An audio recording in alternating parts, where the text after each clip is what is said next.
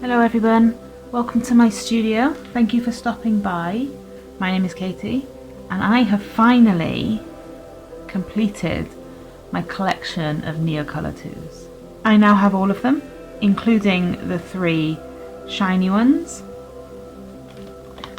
They were recently on sale in one of the online art shops and I thought, I use them enough, I'm going to buy them all. So now that we have them all, let's swatch them all. I think I'm going to start this direction and then go this direction and then this direction. Once we've swatched them all, I am going to see what different mediums they draw over nicely.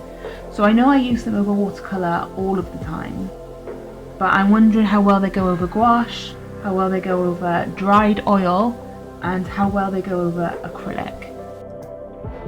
Well, hello. Welcome to VoiceOver Katie. I did record a whole chatty thing about swatching these and it turned out to be a whole half an hour, and I figured nobody wants to sit through a whole half an hour of me going Sahara yellow, pale yellow, Chinese green, lemon yellow. I mean, I do say a few little bits in between sometimes, but I thought it was pretty boring. So as I was saying beforehand, I've bought into all of these finally, and I think they're really good for if you're making lots of different styles of artwork or just lots of different artworks in general, because at least for my process I use them on top of watercolours and underneath pencil colours, and so I need sort of that middle ground of almost the perfect colour. So even though the 30 pack has pretty much every colour you essentially need, if you want those sort of middle ground colours, those blending colours, you really do kind of need the whole pack. So I did it, I bought into them. I think they were £1.50 a crayon instead of £2.60 a crayon. So it made buying the whole 86 set cheaper than if I just bought a brand new set. It's sort of the only way to do it actually, because if I bought a brand new set of 86, then I would have had 40 that were double and that I didn't need, although maybe I'd have used them one day, and they don't do the other 40 set, so I really didn't have much of a choice. What I find really interesting, and I'm just starting to point it out here, is the key colours that you would want in a set aren't necessarily called what you think they'd be called. So although orange and light fast orange look, well, very similar and almost like the orange that you'd want, I find that flame red is actually sort of like a oranger orange, and canary yellow and golden yellow are your 2 main yellows. I think it was surprising that quinacridone magenta is called purple. So yeah, so I've started underlining the ones that are potentially helpful if you were just buying individually. Maybe they sell them at your local art shop. Wouldn't that be wonderful? I think it's helpful for you to know that as I go through this tutorial, review, whatever it is, I don't really talk at all about the fact that the Neocolor IIs are water soluble, because I don't really use the water solubleness in them at all. I think in terms of like a water based medium, they're okay, they're pretty good. I buy the water based ones because at least I have the option to use them, or I could blend them if I wanted to. But I don't. And I thought actually having something that focused on the fact that they wasn't water soluble, but they were still, the option is still there, and they work, I assume, just like the Neocolor ones, might be helpful. I think when I was choosing to buy them in the very beginning, when I initially bought, no one really spoke about them in a way that wasn't water soluble. And I wanted the water soluble ones, but I wanted all the information about how they act when I don't play with water with them. So here's all the information you need, I think. If I'm missing anything, which I probably am, do throw it down in the comments below. I can either do a second video or I can just answer your comment. However, we're sort of approaching the end of this now, and you can see that when you get down to the greys, they're all cool greys. There's no warm greys. Sepia, I guess, but it feels kind of brownish rather than grey. Another thing that I found quite interesting was some of the colours were really creamy, and they went down like that grey there. Did you see how creamy that was? However, did you pick up when I put down the Toledo brown? That crumbled as I put it down because it was just sort of dry. Yeah, they go down fine, but some of them leave more texture than others, and I feel like I put the same pressure on pretty much all of them. So if you want them to be creamier, hold them for a little bit, warm them up in your hand, and then they go down super creamy. I've noticed that when I've been doing my bigger artworks, that if I'm holding a load of them in my hand and swatching between them, they get warmer and warmer and creamier as they go down. And that's helpful, but also you lose some of that texture when they're warm and creamy. The final thing I'd like to say is that the silver, gold and bronze are fine. They're kind of shiny, like a little bit, but I definitely wouldn't rely on them for any backgrounds or anything that I want to get done and have a super bright gold. They're fine. I'm not quite sure where I'd use them though right now, but I guess I have them.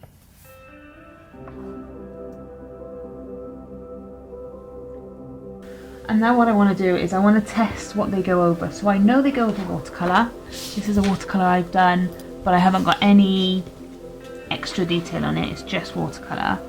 But I know full well that I could use these to add in as much detail as I wanted. And this is a rough watercolour paper, and so you get a lot of texture, but if that's what you're looking for, that's perfectly fine. And the good thing about these Neocolors is they do mix with each other a little bit, but you will eventually, if you're doing a lot of colour mixing, you will eventually get to a point where you can no longer put another colour over the top because the paper is just too saturated with Neocolor. You can get about 2 or 3 colours, but then if you wanted to like throw a white over the top, I always struggle to get that white in unless you really push hard. You're just not going to get that white colour to go on top, and so I use an ink or a jelly roll or something like that to add white generally to the tops of mine, because I've just thrown too much Neocolor on it to make it hold any other colour. So yeah, I'm impressed. So this goes over this. I knew it would, but just giving you an example. And you can I keep throwing things on here. I'll throw pencil colours on here and everything else. You've seen my process before.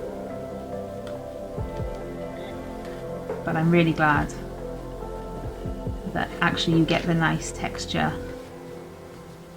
when throwing this on this paper. A lot of the stuff that I'm relying on here is the texture rather than any full coverage. So know that if I wanted to fully cover, I'd have to really push down hard, and then I'd be wasting crayon. So if you don't really want to rely on a huge amount of texture, think about using hot press. Okay, so if you were to ask me, what are the core ones that you should buy? If I was to buy a brand new set of colours that are interesting but also key, it would definitely be all these ones that I've underlined here. So this is your basic yellow. Canary is like that middle ground yellow. Golden is really that sunflower yellow. But they're your basic yellows. Everything else is sort of pushing either side. Pink is pretty pink, but if you want like a magenta, I'd go for purple. Scarlet is your middle of the ground red. Flame red is your middle of the ground orange. Violet is your middle of the ground purple. Sapphire is a nice blue, but blue ultramarine is your typical ultramarine colour. That's really nicely labelled. So light blue is your nice printer blue. Turquoise green is nice, but that would just be an extra bonus. Phthalo is your middle of the ground deep green, but grass green is your like typical green colour. Yellow green is your lime colour. And then going into browns, burnt sienna is sort of a reddish brown, but Toledo brown is your like middle of the ground brown. And then you could go for any of these greys here between silver grey, light grey, grey, dark grey and Payne's grey. That's a nice set of cool greys. Black and charcoal, there's not much between it, you might as well get black. And then white is definitely an essential. I go through my white more than I've gone through anything else. And now what I want to do is I want to test what they go over. So I know they go over watercolour. This is a watercolour I've done, but I haven't got any extra detail on it, it's just watercolour. But I know full well that I could use these to add in as much detail as I wanted. And this is a rough watercolour paper, and so you get a lot of texture. And the good thing about these Neocolors is they do mix with each other a little bit, but you will eventually, if you're doing a lot of colour mixing, you will eventually get to a point where you can no longer put another colour over the top because the paper is just too saturated with Neocolor. You can get about 2 or 3 colours, but then if you wanted to like throw a white over the top, I always struggle to get that white in. Unless you really push hard, you're just not going to get that white colour to go on top. And so I use an ink or a jelly roll or something like that to add white generally to the tops of mine. And you can I keep throwing things on here. I'll throw pencil colours on here and everything else. You've seen my process before, so know that if I wanted to fully cover, I'd have to really push down hard. So if you don't really want to rely on a huge amount of texture, think about using hot press. They'll go on a lot smoother. So yes, it goes over this, we know this.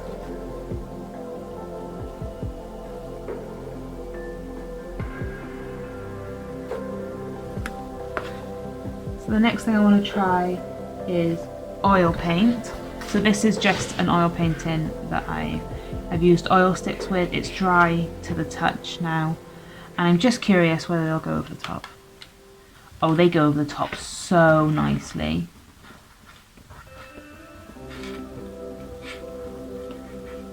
So the texture on the page, because this is already textured board, means that these Neocolors are gripping pretty nicely actually, to be honest.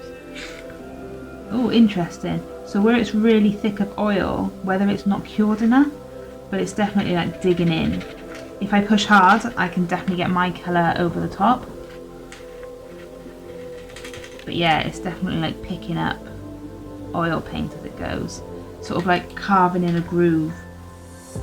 You see that carving in, and then it's oil paint on the end of my Neocolor, which comes off okay, but maybe not necessarily what I want.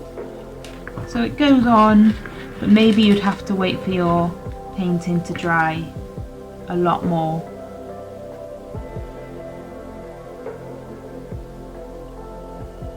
The next thing I want to try is gouache, so I just made this quick painting of a fish this morning with gouache paint, and it's done on this sort of mixed media smooth paper. So this isn't the thing that I generally would paint gouache on, but it's perfectly fine, it goes on nicely. Oh yeah, this is nice. This is super smooth.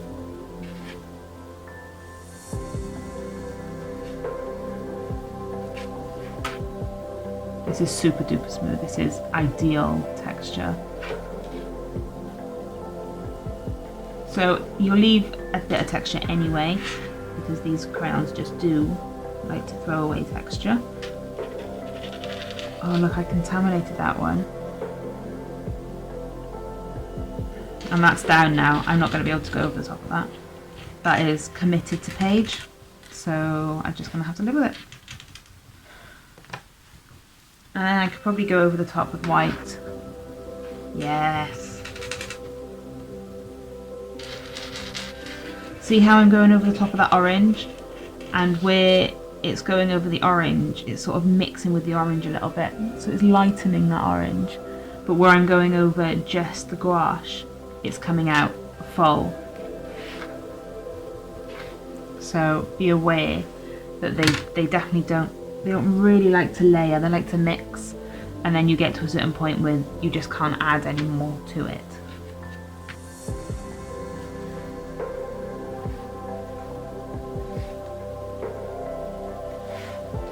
Yeah, it works, 100% it works over this. You don't get, they go down really smoothly, so you don't get a huge texture that you would get like on this watercolour paper. You get a lot of that texture. You don't get a huge amount of texture on this one.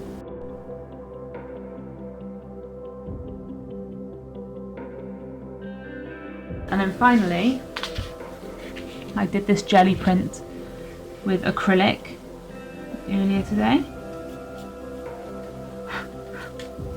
And I'm just going to go over the top of it and see if it picks up any colour.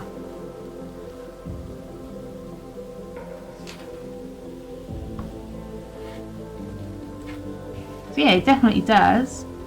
It doesn't go on as creamy or as smooth as it does on any of the other papers. It definitely goes on. I'm not worried about it going down, but it's yeah, it's going on to like a plastic, so it feels a lot smoother, and there's almost zero texture.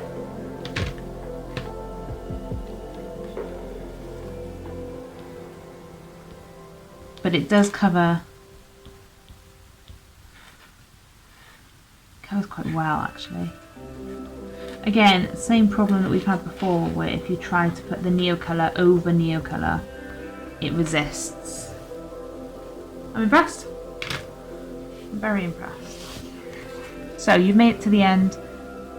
I tested the Neocolors over probably all of the mediums that I would be using, but if you'd like me to test something else before you decide to buy, do give me a shout and let me know. Oils, I guess it works, but it doesn't work great. However, this won't need curing at all, so if you could wait long enough for oil to dry, it probably would go over quite nicely. Watercolour, well, it's like they're made for each other. The Neocolor IIs, they're water soluble, so if you wanted to blend, you could. You get the texture of the paper, it's really nice. Gouache, again, you get some of that texture, but it's a lot smoother. I think it works really well. It looks quite cartoony in that, like, gouache is quite a flat medium, and so if you put it on that smooth paper as well, they go down really flat. So I think they work really well together. And then acrylic, it goes on acrylic. Even though acrylic is super smooth, it went down really well. So I'm really impressed with how well they work, and they just go over anything. If you have any more questions about Neocolors, if you're thinking about committing to some and you're not sure whether you should or whether they'll work for you, if you need me to test out something, let me know in the comments and I will definitely test it out for you and let you know how it goes. Other than that, I think they're a fantastic medium. They are definitely essential in my work process, and I'm so pleased that I've finally bought into all of them. If you have any comments or questions, do throw them down in below. Have a good week, and I will see you next week with some actual work in the studio. Bye guys.